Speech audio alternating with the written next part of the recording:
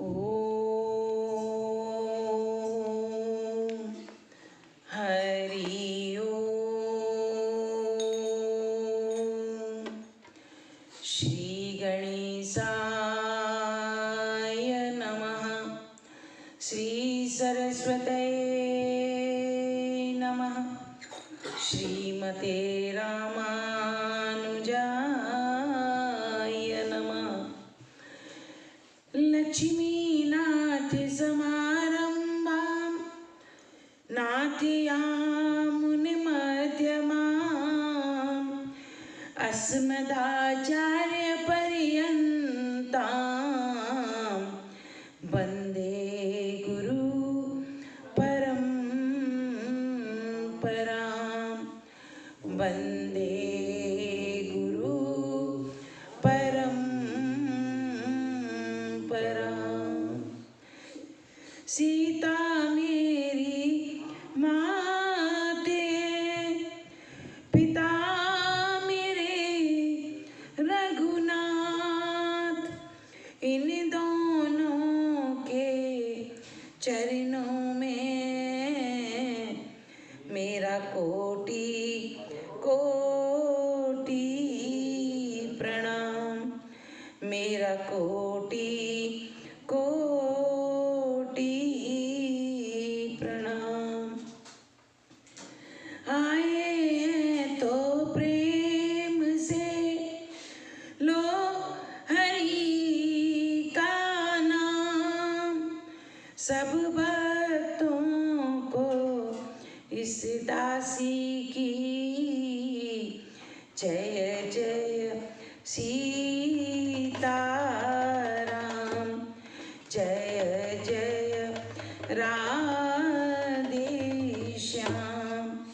जय जय श्री हनुमान। श्री रामायण प्रारंभ करूं सुनो भक्त हनुमान।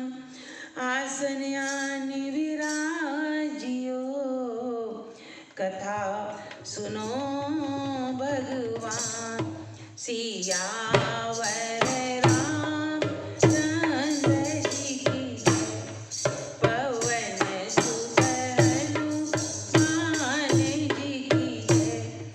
उमापति महादेव जी की जय। बोलो रे भाई सब संतन की जय। मंगल भवन मंगलहारी प्रभु सुदशरथ अजिर बिहारी। सिया राम ने सब जग जानी। करहूँ प्रणाम जोर जुग पानी। करहूँ प्रणाम जोर जुग पानी। परम मंगलमय परात्पर अखिलेश्वर अखिल ब्रह्मांड नायक परात्पर पर ब्रह्म भगवान श्री राम की वांगमयी प्रतिमूर्ति श्री रामचरितमानस को श्रवण करने के लिए इस राधा कृष्ण मंदिर के प्रांगण में आए हुए सभी भक्तों को जय सिया राम, जय राधे श्याम, जय श्री हनुमान। कल तक हमने सुना कि बारात वापस अयोध्या आ चुकी है और मागध सूत भाट नट श्री रामचंद्र जी का यशगान कर करके खुशियां मना रहे हैं और जय धुनी तथा वेद की निर्मल श्रेष्ठ वाणी सुंदर मंगल से सनी हुई दसों दिशाओं में गूंज रही है, दसों दिशाओं में सुनाई दे रही है। नगर की स्त्रियां आनंदित होकर आरती कर रही हैं और चारों कुमारों को देखकर हर्षित हो रही हैं। पालकियों के पर्दे हटा हटा कर देखती हैं कि दुल्हनों के मुख की थोड़ी झलक मिल जाए, हम दुल्हन देख लें। इस तरह पर्दे हटा हटा कर वे देख रही हैं और सुखी होती हैं। माताएं द्वार पर जब दूल्हा और दुल्हन आए, पुत्र और पुत्र वधू, तो उनका परिचय करके अनेकों प्रकार के आभूषण, रत्न, वस्त्र निछावर कर करके सभी लोगों को दे रही हैं। और वधुओं से चारों पुत्रों को देखकर माताएं परमानंद में मग्न हो गई हैं, आनंद में आनंदित हो गई हैं। सखियां सीता जी का मुख को बार बार देखकर अपने पुण्यों की सराहना करती हैं। कहती हैं हमने किसी जन्म में जरूर पुण्य किया होगा जिससे हमें सीता जी के दर्शन मिले, और राम सहित सीता जी को हम देख रहे हैं। स्वयं सरस्वती जी चारों मनोहर जोड़ियों को देखकर उपमा सोचती हैं कि ये किसके जैसे लग रहे हैं, परंतु उन्हें कोई भी उपमा मिली नहीं, उन्हें कोई उपमा नहीं मिल रही। तब उन्होंने हार कर वे श्री रामचंद्र जी के रूप में अनुरक्त होकर एक टक राम और सीता जी की जोड़ी को देखती ही रह गई। वेद की और कुल की रीति करके वधुओं सहित सभी पुत्रों को माताएं महल के अंदर ले गईं और सभी को सुंदर सिंहासन पर बैठाकर धूप दीप नैवेद्य आदि के द्वारा पूजा की और घर घर मंगल और बधाई होने लगे। यहाँ तक हमने कल कथा सुनी। आज की कथा यहाँ से प्रारंभ करते हैं। और जो वशिष्ठ अनुशासनी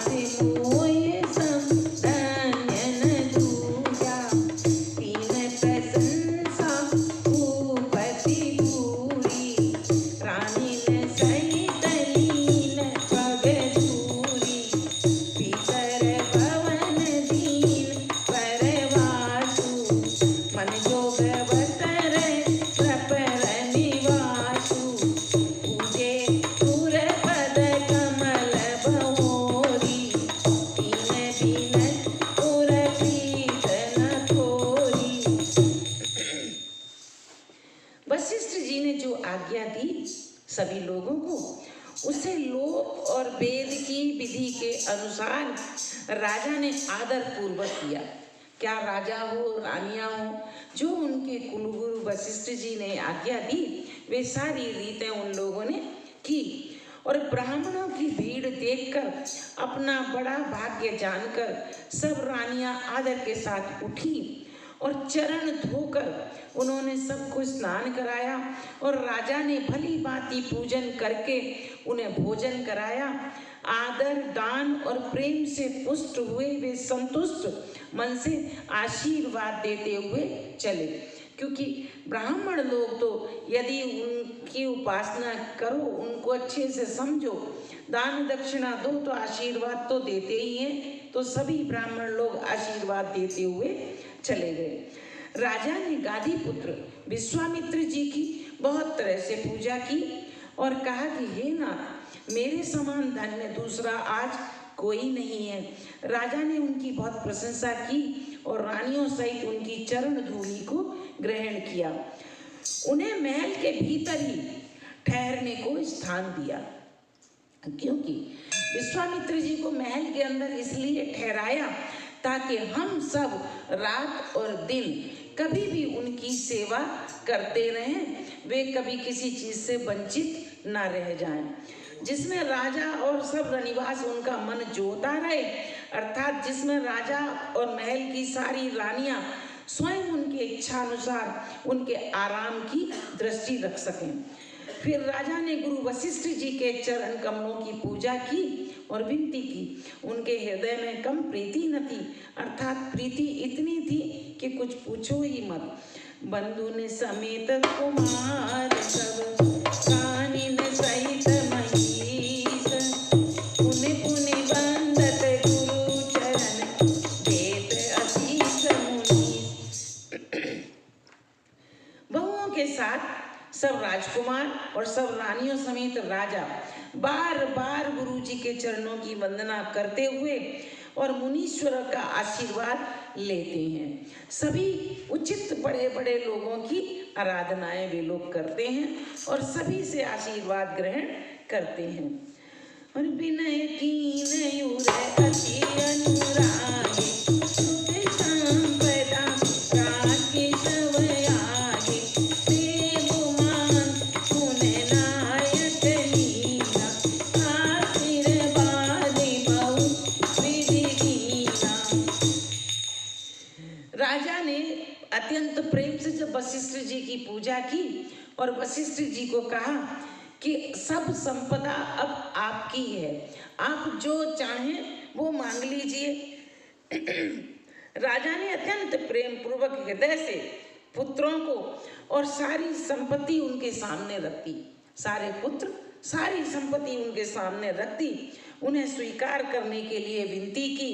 परंतु मुनिराज ने पुरोहित के नाते, क्योंकि उनके वे कुलगुरु भी हैं वशिष्ठ जी और पुरोहित भी हैं, तो पुरोहित के नाते केवल अपना नेग मांग लिया।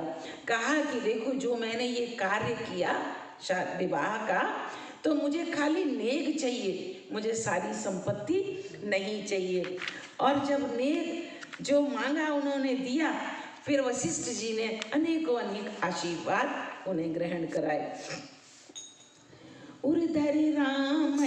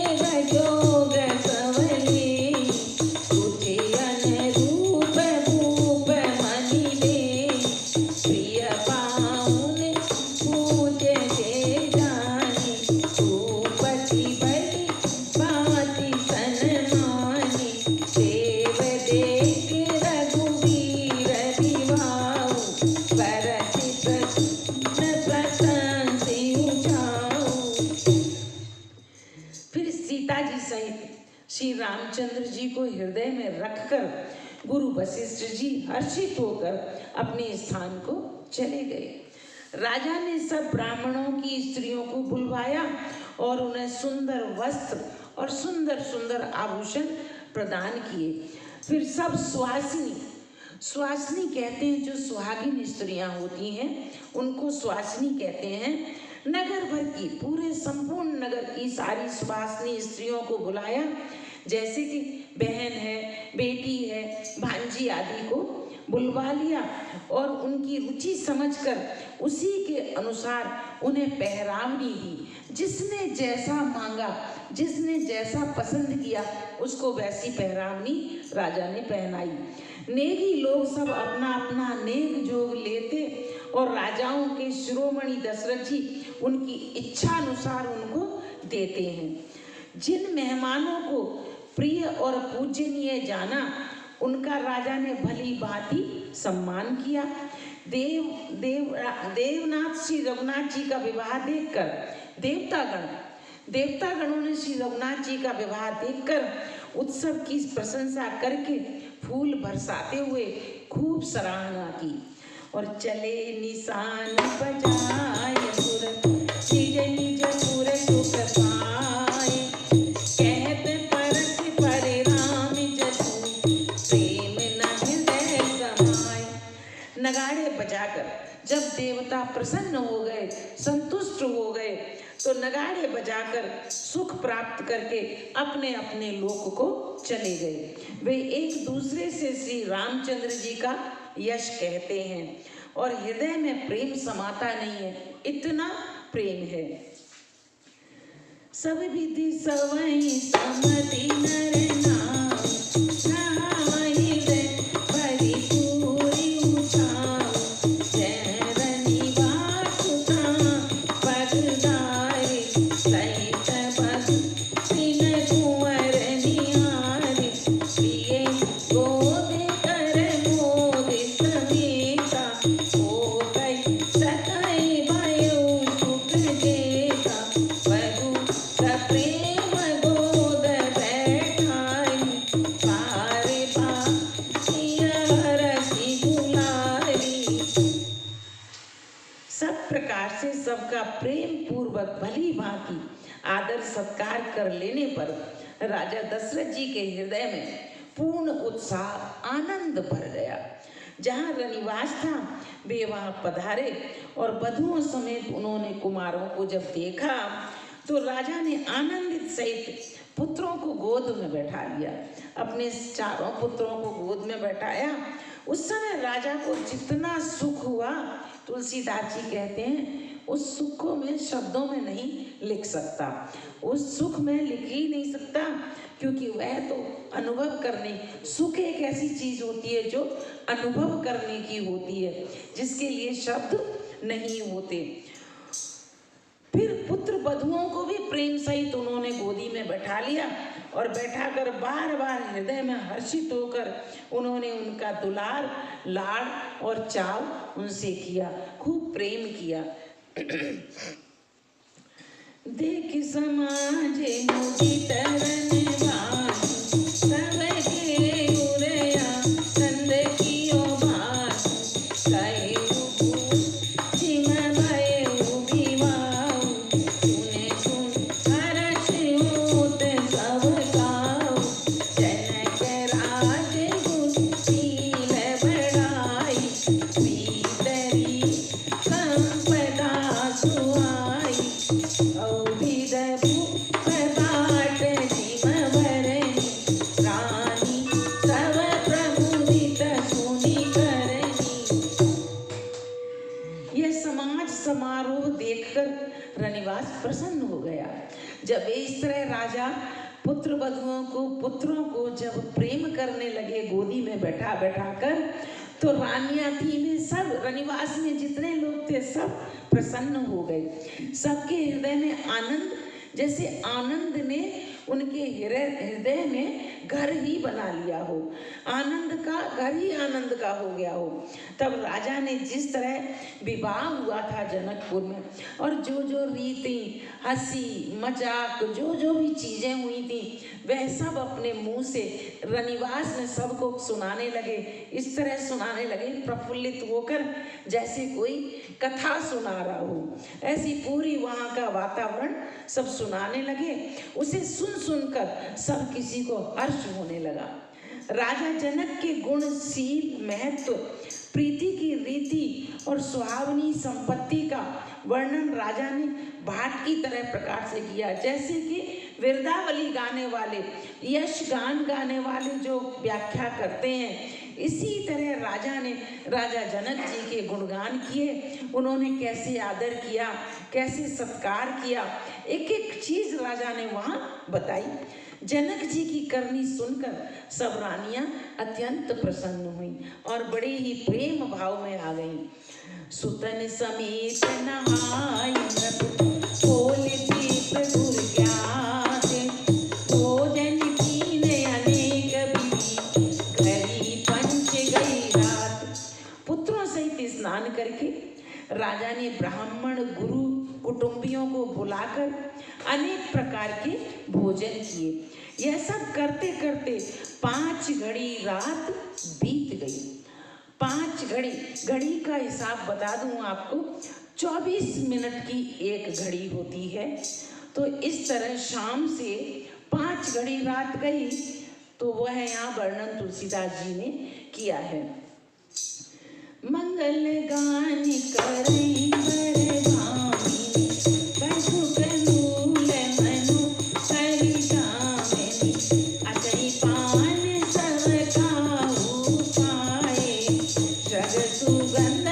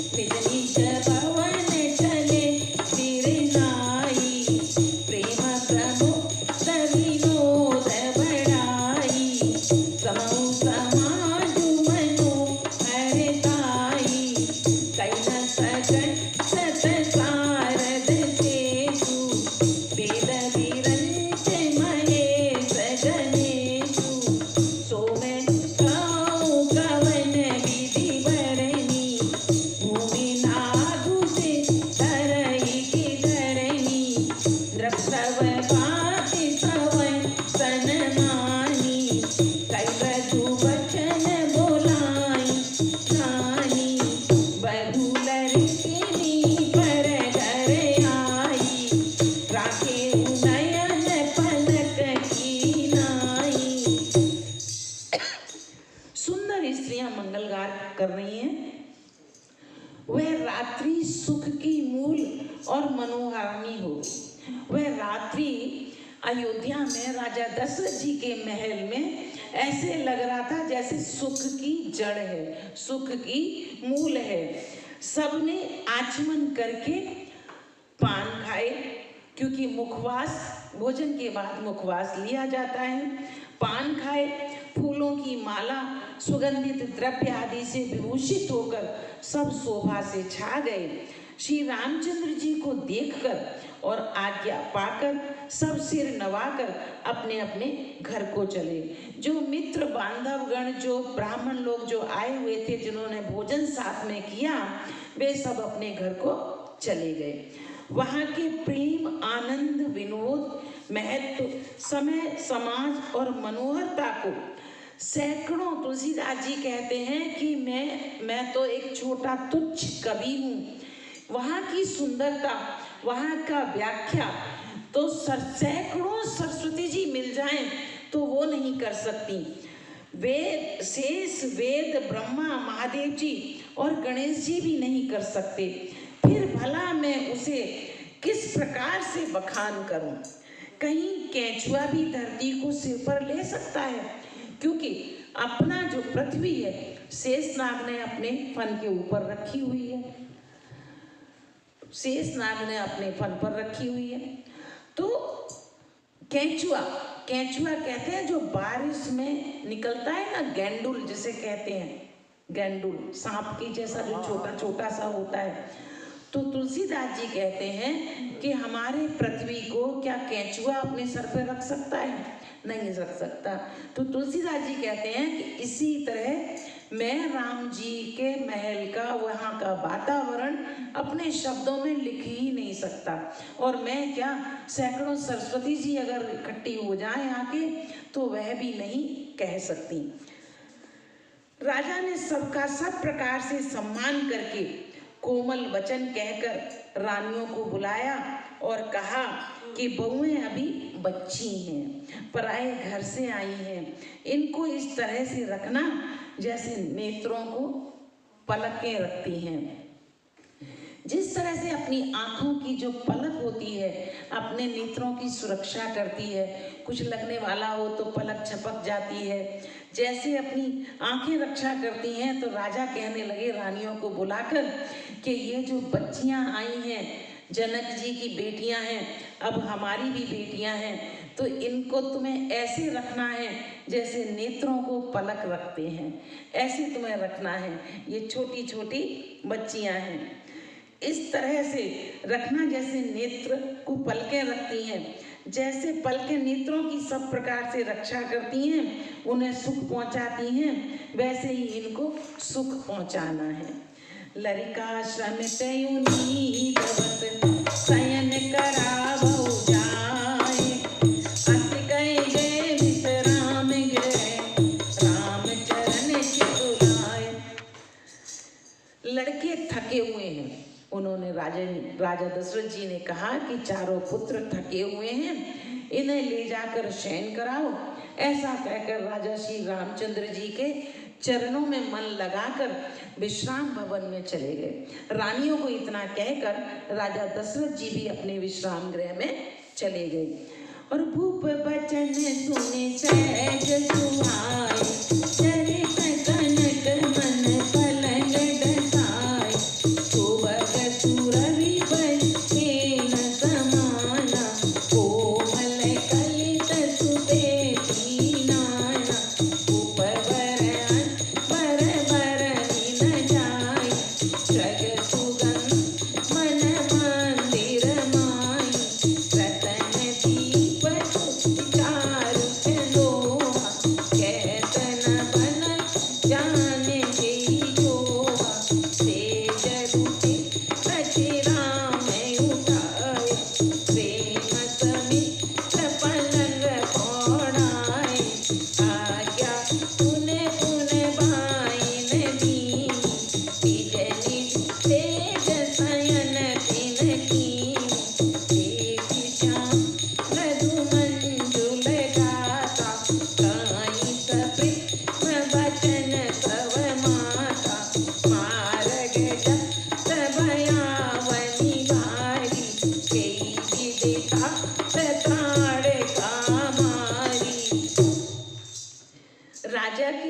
प्रताप से ही सुंदर वचन सुनकर रानियों ने मणियों से जड़े हुए सुवर्ण के पलंग बिछाए और उन गद्दों पर ऐसे गद्दे बिछे हुए थे उन पलंगों पर जैसे गाय के गऊ के दूध के ऊपर जो फैन होता है, ऐसे नरम नरम गद्दे बिछे हुए थे। सफेद चादरें बिछाई और सुंदर तकियों का वर्णन तो तुलसीदास जी कहते हैं इतने नरम और मुलायम हैं कि वर्णन ही नहीं कर सकता। मणियों के मंदिर में फूलों की मालाएं और सुगंधित फूल सजे हुए हैं। सुंदर रत्नों के दीपों को सुंदर चंदोबे की शोभा कहते नहीं बनती, जिसमें उन्हें देखा हो वही जान सकता है। इस प्रकार सुंदर सैया सजाकर माताओं ने श्री रामचंद्र जी को उठाया और प्रेम सहित पलंग पर पौड़ाया में सुलाया। श्री रामचंद्र जी ने बार बार भाइयों को भी आज्ञा दी, तब वे भी अपनी अपनी सैयाओं पर जाकर सो गए। श्री राम जी के सांवले सुंदर कोमल अंगों को देखकर सब माताएं प्रेम सहित वचन कह रही हैं कि हे पुत्र, मार्ग में जाते हुए तुमने बड़ी भयावनी ताड़का राक्षसी को किस तरह मारा था? तुम तो इतने कोमल हो, तुमने वह राक्षसी को मारा कैसे? और घोर निशाचर विकट बट समर गनई नहीं काओ, मारे सहित सहाय खल मारी सुभाव। बड़े भयानक राक्षस जो विकट योद्धा थे और जो युद्ध में किसी को कुछ नहीं गिनते थे, उन दुष्ट मारीच और सुबाहु को सहायकों सहित तुमने कैसे मारा पुत्र? हम सब वह सुनना चाहते हैं। आज की कथा को यहीं स्थगित करती हूँ, आगे की कथा कल सुनेंगे। श्री कीर्तन नहीं करोगे? जय हो। करते कीर्तन कल नहीं किया था ना, इसलिए आज भूल गए। 2 मिनट कीर्तन कर लेते हैं। सीताराम राधे श्याम, सीताराम राधे श्याम, राधे श्याम सीताराम, सीताराम राधे श्याम, सीताराम राधे श्याम, सीताराम राधे श्याम, सीताराम राधे श्याम, सीताराम राधे श्याम, सीताराम राधे श्याम, सीताराम राधे श्याम, सीताराम राधे श्याम, सीताराम